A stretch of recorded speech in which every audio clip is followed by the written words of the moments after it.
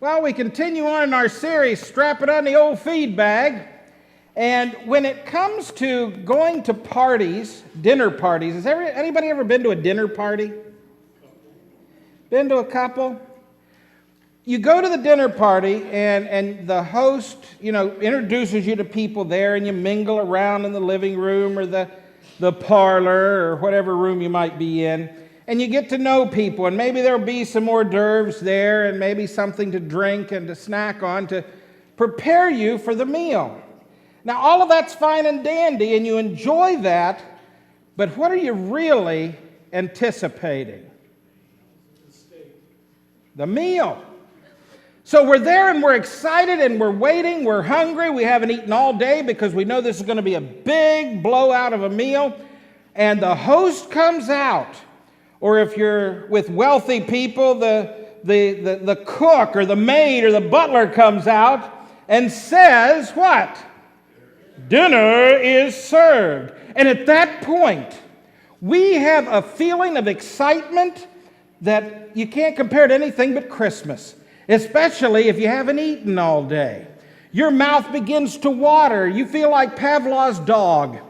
And the bell ringing, and you just begin to salivate, and you're just so excited. Why are you excited? Huh? Because you're hungry? The food. You have focused on 3 words and waited on those 3 words to be said. Dinner is served. But you know what? There's only one of those words that you're really focused on. Dinner. Dinner. In today's message, we are going to see once again that Jesus is teaching around a table. He's teaching a lesson at mealtime. And Jesus is going to teach us something here today, that when we get excited about those 3 words, dinner is served, that as Christians, we should be more concerned not with the word dinner, but with the word serve. Jesus, while meeting around the table with his apostles, was talking to them in the upper room. They were seated around a table. He was preparing to offer the Last Supper that he was going to have with his followers. And when they come in, they are anticipating the meal. Because the meal that they're having is not just an ordinary meal. This is a special meal. It is a feast meal. It is a religious holiday. It is Passover. And Jesus is preparing to have the Passover meal with his followers. And as he does, he institutes what we call the Last Supper. You see, the Passover meal was the most important meal and celebration for the Jewish community. It's kind of like our Christmas is or our Easter is. It's a time of excitement, a time of celebration. But however, before they were served dinner, we see they were humbly served by their master, Jesus. As Kyle read this morning, we see what our text is all about today. As they come in, Jesus washes his followers' feet. Now, you may say, well, what's the big deal about that? Well, let me ask you, would you like to sit down in front of someone who you're teaching or who you're mentoring, and they have just been walking all day in the hot sun? They have been sweating, perspiring, and their feet are covered with dust and mingled with sweat. The consistency is almost like mud on their toes and between their toes. And maybe they weren't the best manicured feet. Maybe they had athlete's foot. Maybe they had fungus growing on their toenails, yellowish looking stuff. That's kind of gross, but Jesus was willing to get down in front of them and wash those feet. My mom used to refer to the stuff that gets between your toes as toe jam. How would you like to be there washing toe jam from between people's stinky, dusty, muddy, nasty feet? But Jesus does it. He shows that he's not above serving. He's not some God that is up here looking down on us, but he is one who came down to be one of us and to serve one of us. Scripture says that the Son of God did not come into the world to be served, but to serve. And by doing this, Jesus is giving an example to his followers of, first of all, point 1 in your outline, Jesus shows us what servants do. He shows us what servants do.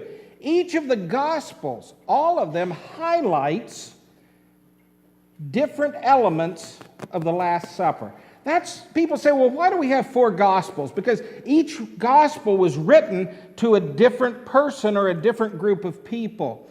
And it's by 4 different authors, and they give different perspectives on what's going on. Well, in what we're looking at here today in John 13, we're getting John's recollection of it. John was there. John introduces the Last Supper with Jesus picking up a towel and a basin of water to wash each of his disciples' feet.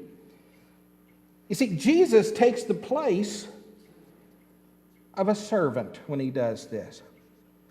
Now, Jewish resources that you read attest to the fact that foot washing was a role that was reserved for Gentile slaves, wives, ladies, or the children. It was looked at as too menial for the man, the head of the household, to do. It was definitely not something that Jewish men of any social status, especially not a rabbi or a teacher, which they looked at Jesus as, they wouldn't do this. So Jesus goes against the norm. He cuts against the grain with what he's doing. He's showing these followers and us that nobody is too good to serve. So if you think you are, get that out of your head if you want to be like Jesus.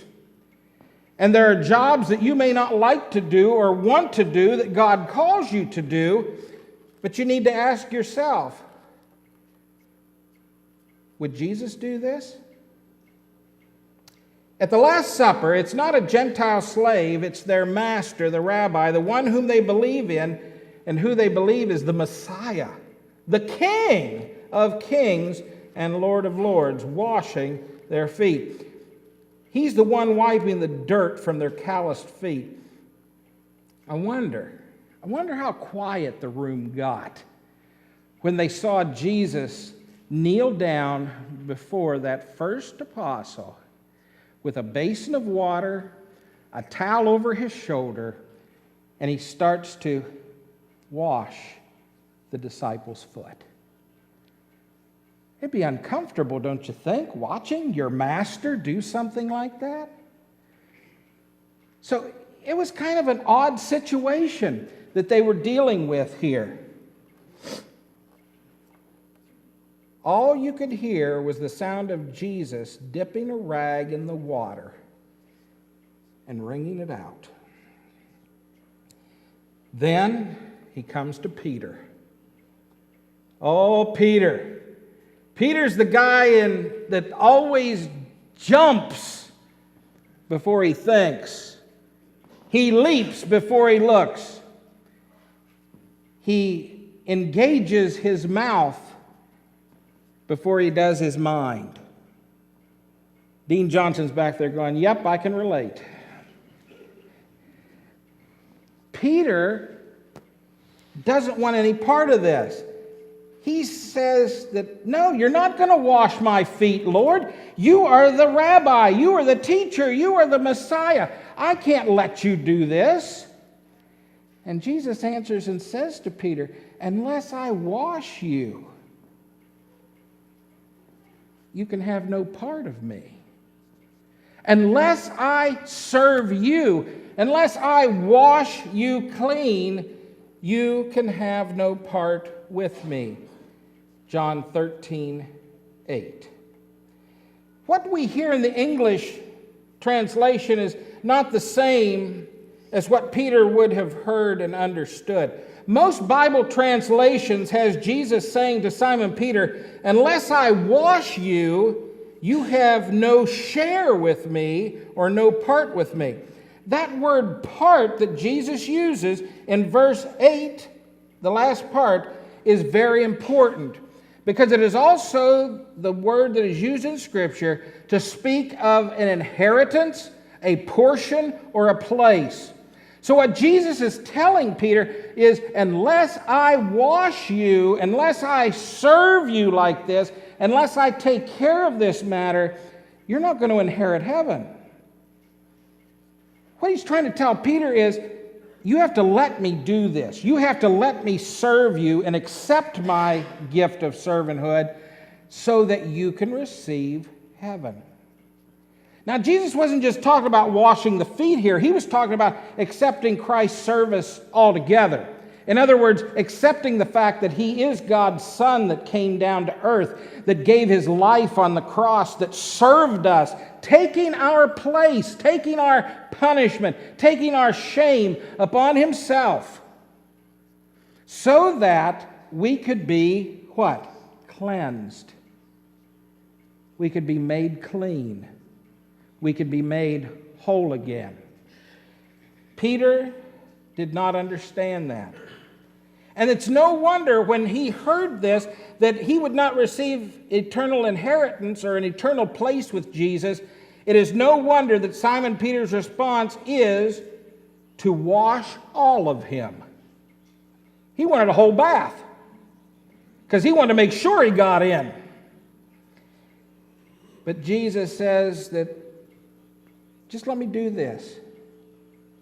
This is all that you need. And you see, there are churches, there are belief systems that think that, like Peter does, that you need more than Jesus to be saved. That you need more than just the washing of your sins from Him. That you have to do a whole bunch of stuff too. And if your good deeds outweigh your bad deeds, then you get to go in. That it's about what you do, how you dress. It's more than that. It's about accepting Christ in faith, believing what He says and following that. See, that's what faith is. Some people want to say all you got to do is believe and you're saved. It's more than that, because belief, it says the demons believe and they tremble. We are saved by God's grace. We just did a whole series on grace. You know what that is, unmerited favor. We are saved by grace through faith. And faith is not just belief, because it tells us also in Scripture that faith without what is dead? Works. It isn't the works that save us. It's the fact that we have the faith, and if you have faith, it is belief plus action. You're going to do something with it. Your faith spurs you on to serve. It spurs you on to do these things. It's not because you have to. It's not because the preacher says you need to do it. It's not because your husband, your wife, your parent beats you over the head with it and says, do it or else. We do it because of our faith. We serve because of our faith. Jesus, point 2, tells us why we should serve. Look at verses 12 through 15 of John 13.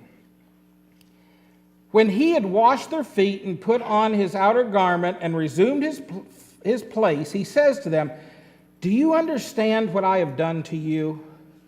You call me teacher and Lord, and you're right, for so I am. If I then, your Lord and teacher, have washed your feet, you also ought to wash one another's feet. For I have given you an example, that you also should do just as I have done to you. I think this is an example that Jesus is trying to share with His disciples. He's saying, don't follow the model of the religious leaders of the day. See, their religious leaders at that time, the Pharisees and the Sadducees, They acted and did what the law said. They followed it to the letter, to the T, but they weren't serving. They thought themselves better than other people. They thought themselves more spiritual, so they deserved more respect, more freebies, if you will. They lorded over people rather than serving and shepherding the people.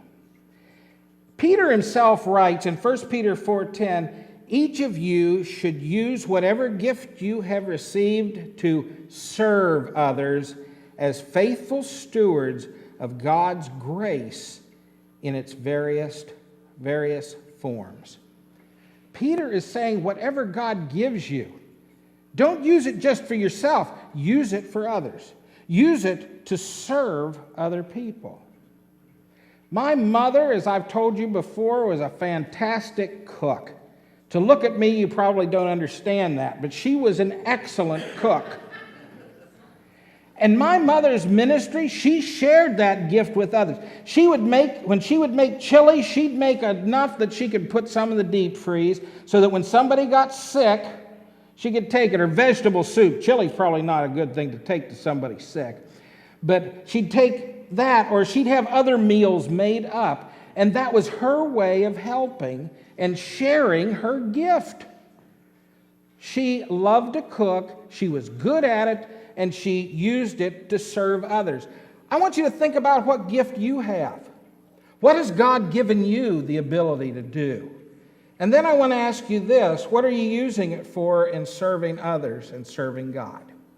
If you're not using it, you're wasting it.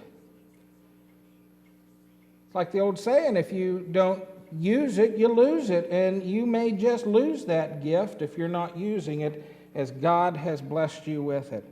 Now, I want you to fast forward a minute to later in this meal.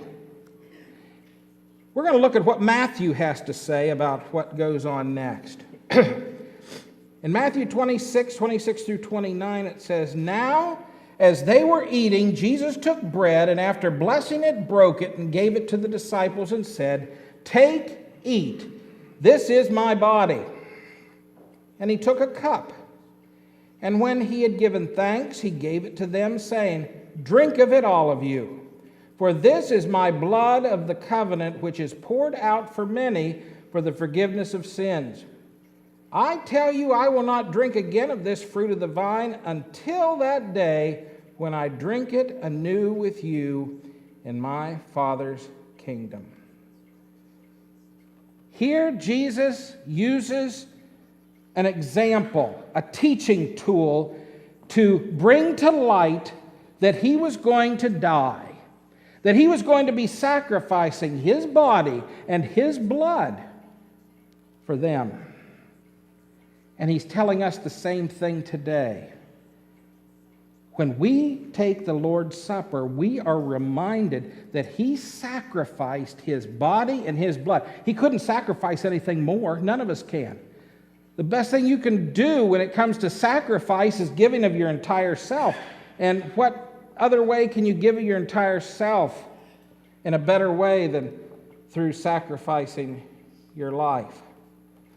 In this teaching, Jesus teaches that service is an act of love. No greater love has anyone than he lays down his what? Life for his friends. For God so loved the world that he gave his only begotten Son. Service is an act of love. I don't know who said this, but I came across this quote. It says, a wise man once said, you can give without loving, but you can't love without giving. Did you catch that? You can give without loving, but you can't love without giving. That's how we love. It's by giving. It's giving of our time. It's giving of our talents. It's the giving of our resources. It's giving of ourselves. That's how we show love. How are you showing love to God for what He's done? Are you giving of those things? Are you giving Him your time? Are you giving Him your talents? Are you giving Him your tithes? Are you giving your time? Are you giving all of these things that make you who you are because you love Him? Number 3, Jesus expects, put that in big letters, He expects us to serve. This is not a suggestion. Jesus doesn't say, well, if you feel like it, then serve. If you have time, serve. That's one of the things that really irks me is when people tell me, well, I don't have time to come to church, or I don't have time to come to Bible study, or I don't have time to serve on a committee, or I don't have time to serve God and do all of these things. I just don't have the time. Well, folks, if you're too busy for God, you're too busy. You're too busy. Jesus wants us to serve. He expects it of us. And He wants us to serve from the heart. Ephesians 6, 7, and 8 says, serve how?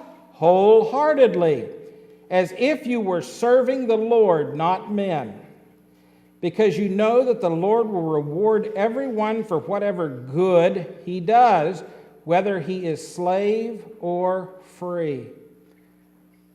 Paul is telling us here that we need to serve wholeheartedly, no matter what it is, that like we're serving the Lord, not people.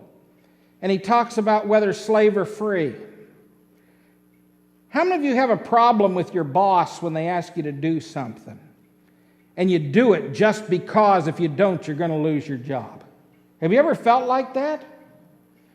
Jesus teaches us here, you need to do it wholeheartedly, as long as it's legal and it's not unethical. If we are asked to do something, we should do it wholeheartedly as if we're doing it for the Lord, because in essence we are. So, when someone asks us to do something, to serve in some capacity, we should do it wholeheartedly. Now, I'll tell you, I struggle with this sometimes. Not so much here, but at home. You know what that's like when your loved one asks you to do something that you really don't feel like doing or want it? My wife loves for me to rub her feet and her back. There are times I am tired. I really don't want to do this. And she'll look at me and she'll go, honey, my feet hurt. I've been on my feet all day at the Merriman and oh, they hurt so bad. It'd be nice if somebody would rub them. And yeah, it would. Hey, Ross! Zach? Somebody, help! And a lot of the times, instead of saying, oh, honey, I know you work so hard, I love you, and I just want to show my love for you, and I'll get out of my chair where I'm comfortable and go over and arrange pillows on the couch where she's laying down at her feet where I can be semi-comfortable. And then get the lotion and squeeze it out on my hands, and I have to rub it and make sure it's warm because we certainly don't want cold lotion on somebody's feet. And I begin to rub and massage.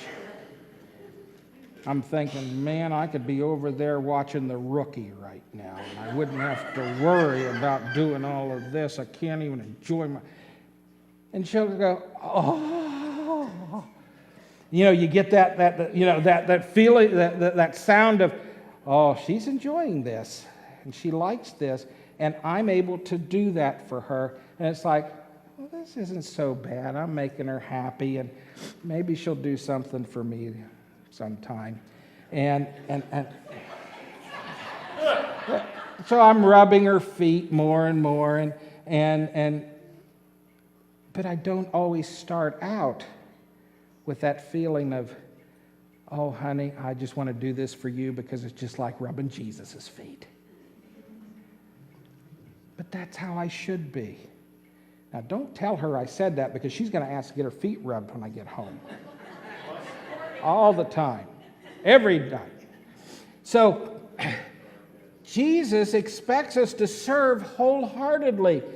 They are opportunities for us to do this, to do good, if we'll just look for them. It isn't just rubbing our wives or our husbands' back and feet. It's reaching out and helping others in need, people that need their grass mowed and you're able to, or in the wintertime to shovel their sidewalk or snow blow their sidewalk, or to offer to take somebody to the store to pick up their medicine.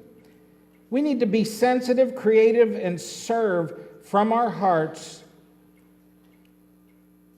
more than just serving with our hands. The second thing under this is we need to serve through risk-taking. What if I were to tell you that I have taped a $10 bill under the pew that you're sitting in, somewhere in this room? I see some people moving. You're looking. You're anticipating that bill.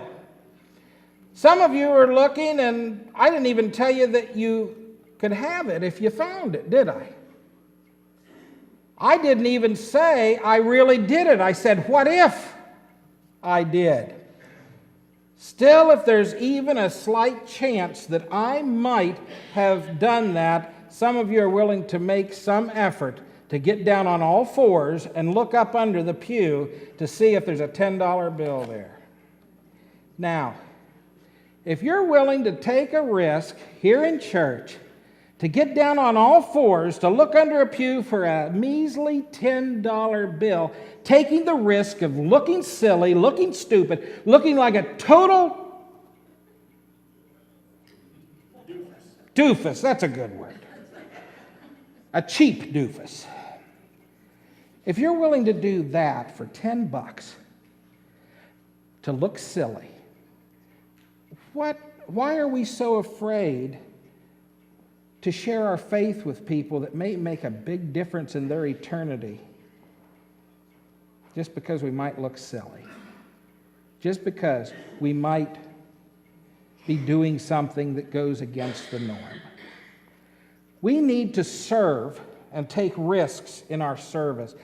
Philippians 2:3 says, do nothing out of selfish ambition or vain conceit, but in humility consider others better than yourselves.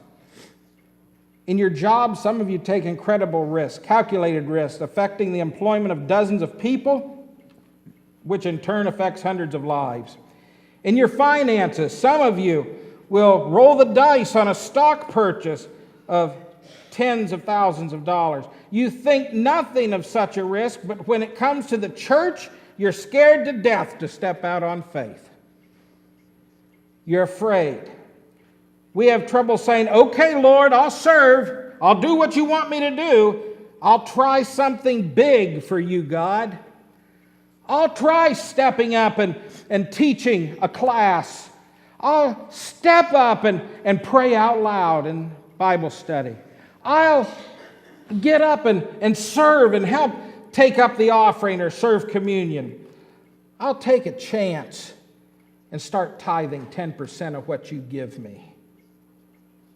Yep, parable after parable teaches us nothing ventured, nothing gained. We also see that we need to serve out of humility. What does service look like? Jesus demonstrated this upside-down way by washing the feet of his disciples, by showing kindness to an outcast prostitute, by reaching out and touching a leper. In the world he lived, these things were not accepted for its time. So how can we follow suit in our age today? We want to look for some dramatic example, but this way of life doesn't often make headlines. It's not done in the spotlight. That's part of what it means when it says the first shall be last and the last shall be first. Tennis great Arthur Ashe said, "True heroism is remarkably sober, very undramatic. It is not the urge to surpass all others at whatever cost, but the urge to serve others at whatever the cost." As we close out today, a perfect picture of the religious leaders of Jesus' day is that they were always taking in, but never giving out. That same thing happens sometimes to us that are longtime Christians if we don't serve. We need to transfer our inner beliefs into an outward expression. We need to show the Lord how we really feel about Him by what we're doing for Him. As the worship team comes, I want to share a story with you. In a small dusty town in western Oklahoma, there lived a young single mother struggling to make ends meet. She worked as many hours as she could at a local convenience store, barely getting enough to get by. After work, she would take care of her small child. She would also look after an elderly relative who lived in the same town, occasionally running errands and buying groceries. It was nearing Thanksgiving, and the young mother felt a need to help others, growing strong in her heart. She called local charities and finally found a cause that she could give her time to. A nearby nursing home needed someone to style residents' hair that day, so she set off on Thanksgiving morning to the nursing home. Residents lined up. Some were in wheelchairs, some were in beds, some were with walkers, some weren't even awake. Most talked very little, if at all, as she styled their hair to look nice for that special day. Some for family visits, many for no one at all. With just a few hours of her time, she brightened many lives by giving of her time and talents. Asked later why she was willing to go through so much to serve, she replied, "I just needed to give. I made them happy that day. I made a difference." John Gardner once said, "When people are serving, life is no longer meaningless." Does your life ever feel meaningless? Do you ever catch yourself thinking, what's the point? We have all been called to serve, folks, to be poured out. But we can be guilty of only taking in the things of God and never in a place where we are pouring ourselves out in service to God and others. Another quote I came across says, "The body has to be utilized for service to others. More bliss can be got from serving others than from merely serving oneself." Folks, I'm here to tell you today, dinner served. Are you going to be served with prideful entitlement, or are you going to serve like Jesus with loving humility?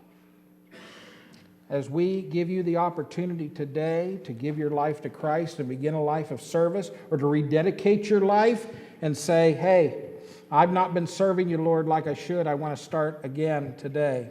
Now's your opportunity.